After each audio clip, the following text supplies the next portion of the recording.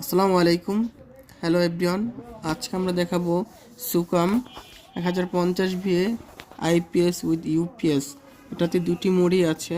তো এটির প্রবলেম হচ্ছে যে কারেন্ট চলে গেলে ব্যাটারি লো দেখাচ্ছে, আর এটি মূলত কয়েকদিন যাবৎ হচ্ছে, তাই কাস্টমার আমাদেরকে নক দিয়েছে। তো আমরা যে দেখলাম ব্যাটারি কানেক্টরে অনেক পাঙ্গাস জমে গেছে, নাটগুলা নষ্ট হয়ে গিয়েছে, ব্যাটারি এসিটে ভিতরে প্রচণ্ড ময়লা।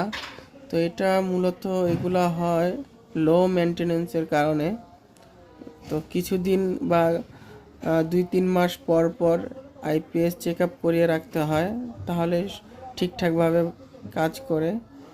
এই ব্যাটারিটি একদম নতুন, তো উনি ভাবছিল যে ব্যাটারিটি খারাপ হয়ে গিয়েছে, তো না, কিন্তু এটার প্রবলেমটা হচ্ছে যে ভিতরে কার্বন জমে গেছে ব্যাটারিতে, এবং আইপিএস অনেক ধুলিবালু ময়লা জমে আছে।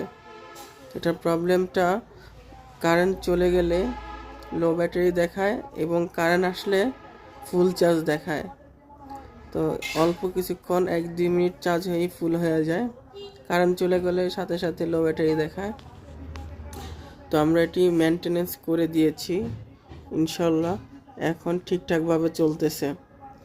তো এই ধরনের কোনো প্রবলেমে যদি আপনারা পড়ে থাকেন, অবশ্যই আমাদেরকে নক দিবেন। আইপিএস বলেন, ইউপিএস বলেন, যে কোনো প্রবলেমের জন্য ইলেকট্রনিক্স আমাদেরকে যোগাযোগ করতে পারেন আমাদের।